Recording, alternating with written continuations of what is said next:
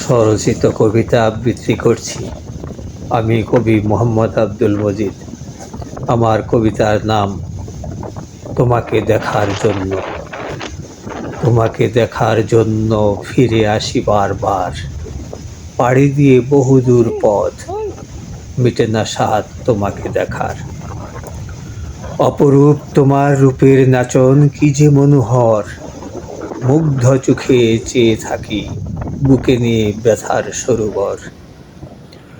তোমার কোমল শরীরের গান আশ্রে পড়ে তোমারই বুকে, বিমোহিত চিত্তে চেয়ে থাকি সময় তো দেয় না কাছে যেতে। আকাশ তোমায় বড্ড বেশি ভালোবাসে আর তুমিও, তাই দেখে সুহাসিনী কাঁদে, কাঁদি আমিও। তুমি আমি মুখোমুখি চোখে রেখে চোখ, বলা হলো না বলা কথা, মিটে না তবু মনের দুঃখ। নরম তোমার বুকের ওপর ঢেউ ভেঙে ঢেউ খান খান,